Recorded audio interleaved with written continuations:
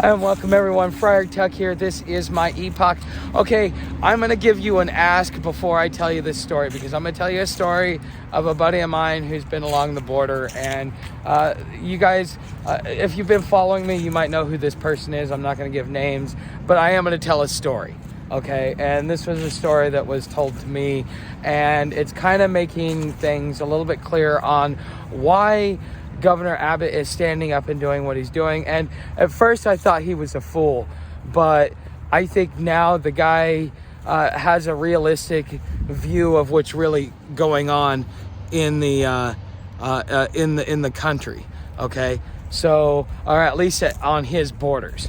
And I think that Governor Abbott should be given a little bit more credit than I've given him. Okay, but my ask of you is, I want to make this the title for something like this, and I'm going to try a title, but I need something that is going to help spread this message, because I think that those that are that may either want to go down there, or whether they be private citizens or what may be, you should really, kind of keep an eye on, or keep your head on a swivel, because in a lot of ways, my buddy who was on the border a couple of weeks ago said that they were seeing that there's a lot of gear there on the so these migrants, they make it over, they cross, they take the gear, they dump it. Okay, and so one of his teammates happened to pick up a piece of gear. It was like a backpack with gear on it, right? And as soon as he touched it, he started screaming, his hand turned purple, the veins started showing, and then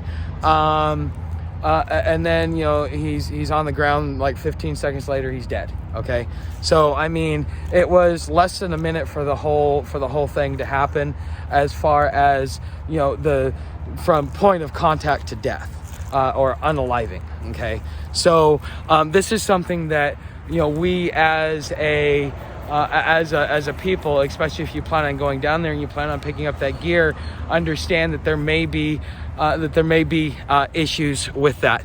Okay. Secondly, he was also telling me that a little while later that they were hit with mustard gas.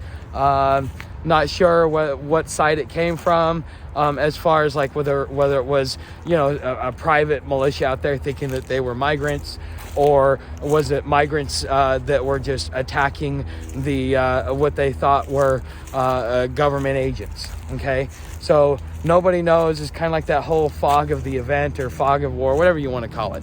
Okay, so that coupled with some other things that I've been doing as far as researching and looking at this topic, because the truckers, they're doing their thing and they're standing up, and they're rightfully so. But I think that the message is a lot more than secure our border. It's we really are we really are being invaded, and we're being invaded not by the country we think we're being invaded by, but by proxy.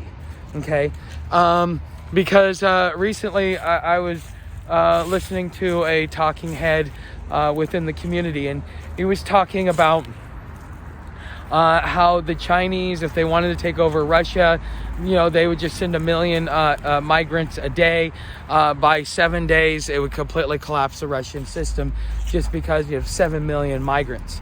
Okay, and that same thing could be being used by the same entity, but instead of being used on Russia, it could be being used on us, because on Redacted, there was some kids that were interviewed that actually followed the trail from beginning to end, all the way up, and kind of tell their story. They're coming out with a documentary, so I recommend that you should go over to Redacted and check out that story and get the information if you find it interesting.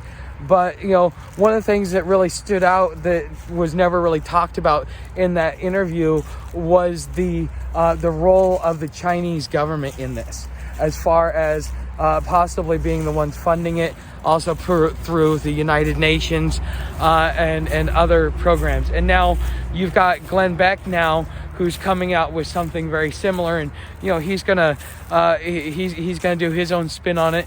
And I mean, he'll do a better job than me. I love watching him explain certain things, because he goes into such detail. Okay, but with what the people are doing, as far as I haven't seen the total numbers because they were supposed to leave sometime today. And here's some interesting facts. Okay, you need 3%, which is called critical mass for a civil war. 1, 2.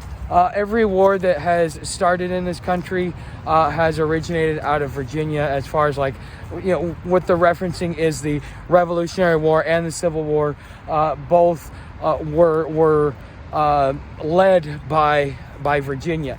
And considering these guys are starting in Virginia and they're going to Texas, New Mexico, Arizona, and California, that is something to really look at the symbol of it. So does this mean that we are on the verge of entering into the next civil war? And here's some things to really take into account. Now, the Supreme Court may come in there and tell the state of Texas, because I guess they're waiting on a Supreme Court decision before anything actually happens, and they're going to claim states' rights, of course. But the thing is, the federal government, if you look on a map, there's I think it was 25-mile wide border that is all federal territory, because the federal government, that they control that, and then past that point is where Texas or whatever state that's on that border, including West Coast and East Coast, they have jurisdiction within that. It's kind of like when you buy a home. The 6 feet around your property is yours, and you have to maintain it, but it belongs to the government, and that's how they put sidewalks and other things within the community, as a certain portion of your property becomes theirs. Okay, so that's just something to think about, that they could use that as an argument to say, well, this is our territory to govern. It does not fall within states' rights. So be prepared for the possibility, if proper arguments are made by the federal government, which, I mean, they've got smart people. They know how to do this. So don't put anything past them just because of their politics. Okay, and is there anything real justice, real law being practiced anymore? We don't know. That's still to be said. But at the end of the day, those National Guard could be turned over to the federal government. And then what is going to be the reaction of those in the border states and those governors? Are they then going to declare war on the federal government? I mean, are they willing to push it that far? And if they do push it that far, do they think that they're going to win? Okay, because if we listen to Billy Meyer's predictions, there will be a back-to-back civil wars. The rebels will lose the first one, and the second one will be what splits the United States into 5 separate countries. So could this be the beginning of the end of America for us? And all of this because of Sleepy Joe. Now, my buddy was also telling me, because he's been learning some Arabic, because he kind of wants to go over there to Israel and do his own thing. And so, because he does Uber and stuff like that, he was listening to some Arab guys talk about how they helped a couple hundred migrants get over, and they're even making fun of Sleepy Joe and making fun of America as they're assisting these people to get into this country. So you gotta realize we are not only being torn apart from within, but from without as well as a country. So does the Constitution really matter at this point? I mean, that's a really good question. Does it really matter? Because give it a couple of years or a couple of civil wars, and it won't. And we're on the verge of the first one. Because, I mean, this very well could erupt into a civil war, depending upon whether or not Abbott is going to back down or not. Because if the federal government wins and Abbott does not back down, that starts a civil war. Now, what happens if Texas wins and the federal government refuses to back down because they think that they're the supreme and ultimate authority, and they have no real respect for the Constitution? for various reasons. Okay, they could also spark a civil war, because then you're going to have those states that support the federal government, and then you're going to have those states that support the border states, and those who think that what's going on is wrong, and we need to have reform, but not like this, So you have a lot of different possibilities, a lot of different outcomes, a lot of different things that you could think of, or that could pop out of this. And so this is something that whether you're a prepper, whether you're homeless, or whether you're doing certain things in your life, you're gonna want to take heed to this, because this is going to affect us all.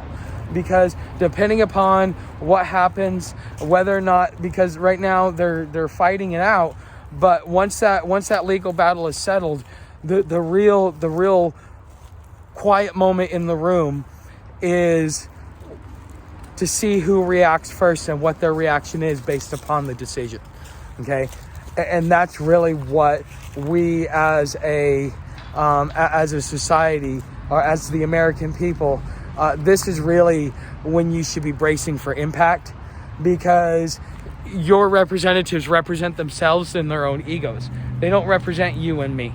And because they don't represent you and me, they're going to do what they want, which helps them preserve their power and their status, and they're going to let us die for it. So anyways, so that's something to really be thoughtful of in the coming days, weeks, and months as this unfolds. So anyways, guys, thanks for watching, and I will see you in the next video. You know how to help out the channel. Become a subscriber. Everything else is down in the description. Help me grow my Patreon channel, and help me grow this channel so that I can become self-sustainable. Thanks for watching, and I will see you in the next video.